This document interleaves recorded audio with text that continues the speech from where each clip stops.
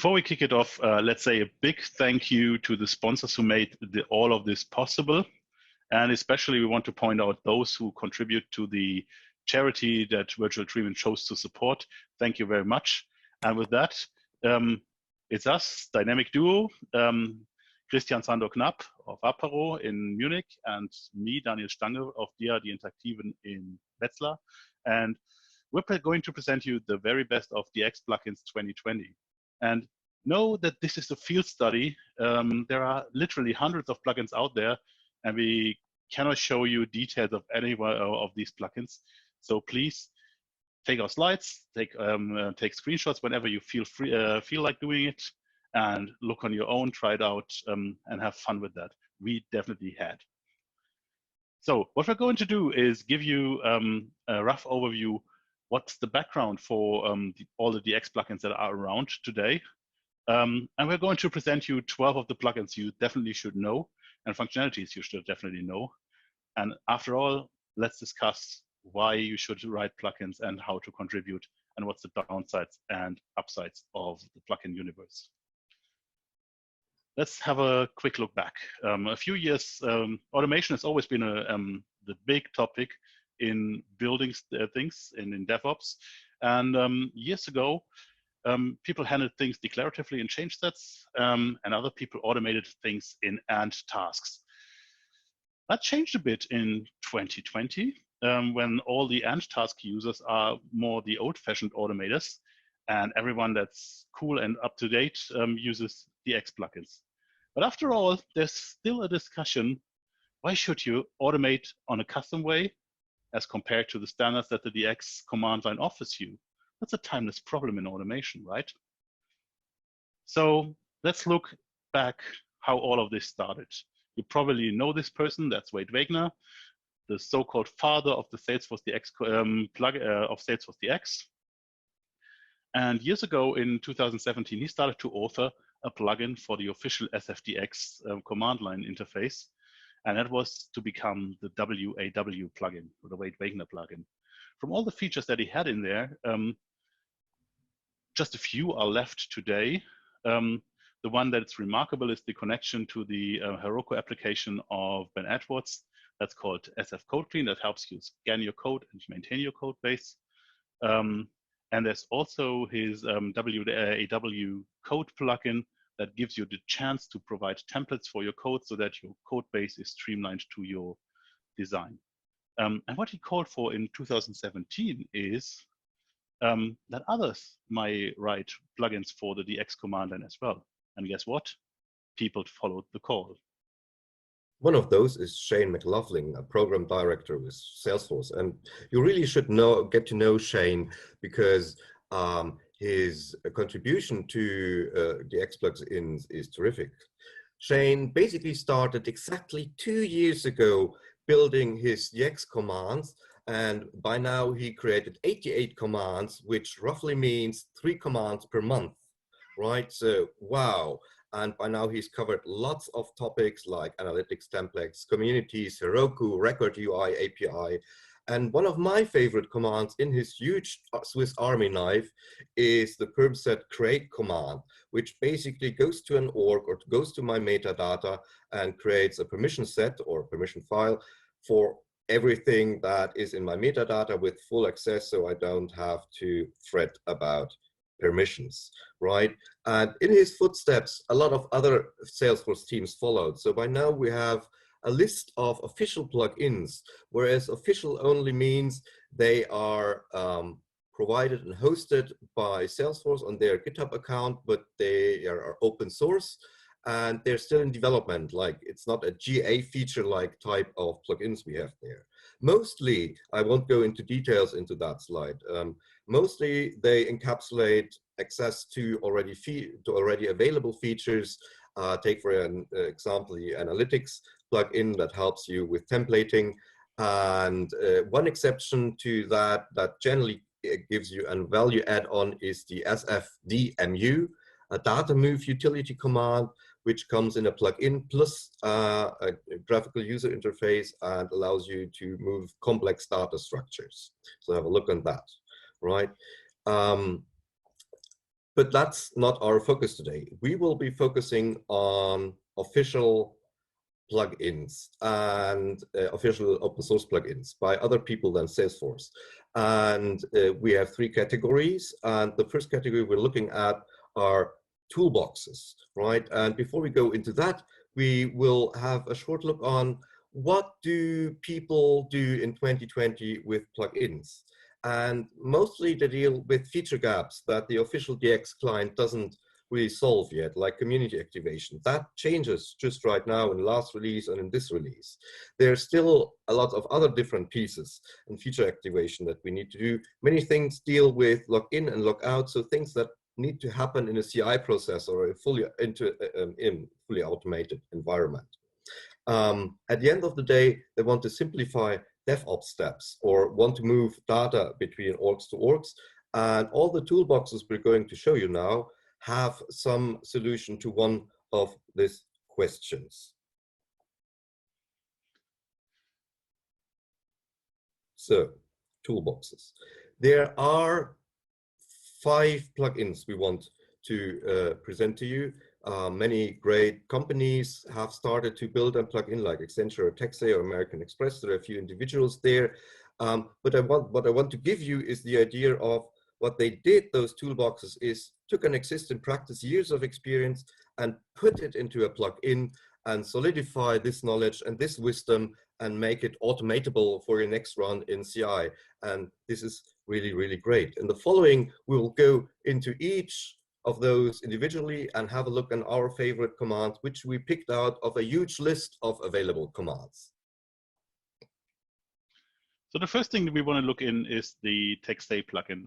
It's well known for lots of features in regards to package dependencies, but the one thing that is really a lifesaver for us in many automation tasks is the ability to activate shared activities, because that's something that's not exposed to the metadata API, and the Texay plugin offers this as a little piece of things that you also need when you want to have a complex implementation rolled out via CI. One side note, Fabien, the author of the Texay plugin, is writing a blog post on the data export capabilities. These look really cool. We didn't look into that in depth, but focused on a rough view of every plugin. Worth mentioning also in the CI world is the SF Power Kit by Accenture. And they have some cool feature about that reconciles profiles so that it matches the org shape of the target org. That's really cool, because how often did your pushes fail because a profile was included that had features activated that are not in the target org? You simply do not package profiles. No, no, no, no. One side note to Nicolas Viomi's Essentials plugin, that's a really cool collection of nice things that you need to do this and that.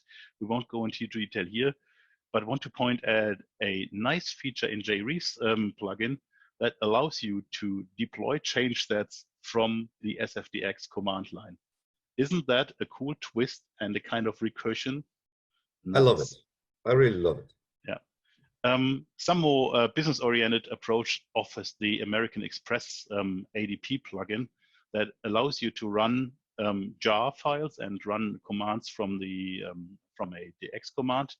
And what you can do with a jar runner is run your talent jobs after you created scratch orgs or did a specific step in your CI. That's really cool, because talent allows you to do more deeper data integration, more complex jobs than just the plain data import commands. Another solution to the data domain. Now let's talk about what we call enhancers. Enhancers are those plugins that close a specific gap that Salesforce has left in the DX command line. And as you can see, there are quite diverse ones. The largest one and the most comprehensive one is David Broe's way to handle stuff in automation. We'll look into that in just a moment. Because what David does is he has created a way to decompose profiles to make them handleable. You know, Standard just said, don't package them, but what if you have to deploy them? How do you diff them? The profile build and command allows you to decompose the profile into separate bits. And after mixing them and editing them and diffing them, you can build the complete profile from the bits that you have created from that. That's a really great idea. Very opinionated, very unique, probably not the thing that Salesforce has in mind about profiles, but it works, and that's important. And another thing that I want to point you for, because of it has a discussion on good practice for Salesforce plugins. John Daniel started to create plugins, and he wondered what the strategy would be to build a plugin. He ended up with the approach to have a plugin for each specific use case. And the use case that's most relevant here is the one that analyzes and installs the dependencies of a package. Great thing, you often need this. It's also in the TextA plugin, but here's a good approach how to design a plugin. Let's move on and focus on the specialists. And specialists in our definition are plugins that focus on a specific area of topics that are not covered by the standard command line and offer a specific solution for that. And let's look at the list here. You can see there's data migration, metadata migration, documentation, and even browser automation. Isn't that cool? Browser automation as a plugin. That's something that helps you in a lot of tasks. One specific, let me point out two of them. The auto migration script helps you to export a designed set of data much easier than the tree exports. And guess what? It's much faster. I could, when Sander pointed out this thing is fast, I said, okay, it's fast. Yeah. But then I tried it out and I was blown away by the speed of the migration. Side note, it doesn't work well for those objects that you already know from the user interface as candidates for not working well, such as standard prices. So it has the same quirks than with the standard UI, and you have to respect that. Another cool thing, as from the perspective of a person really involved with documentation, is the FlowDoc plugin. It helps you by bringing documentation or creating documentation for your flows and your process builders and providing them as a document in PDF. And just the latest edition, I think, was document formats, etc. So that's really cool because you, after finishing your jobs, you can automate it, the creation of documentation for your software that you build. That's amazing. So that was our selection of 12 plugins. And you know us, we often have an opinion on things when we look at them. And the opinions that we have here is there are good sides, there are bad sides, and some things even turn ugly. The good thing is Salesforce DX plugins operate on a standard framework. That's Oak Cliff, the Open Command Line Interface framework. And they offer, and as they are, most of them are hosted in the NPM registry publicly, you can mix and match, you can combine, they are extensible. It's an open ecosystem that is buzzing. And they are using a technology that is appealing to most of the developers because it's using a modern language, TypeScript. It's using technologies like NPM, which is appealing to JavaScript developers as well. And with that, you have an ecosystem of plugins that solves almost every problem that you have. And there's a downside to this.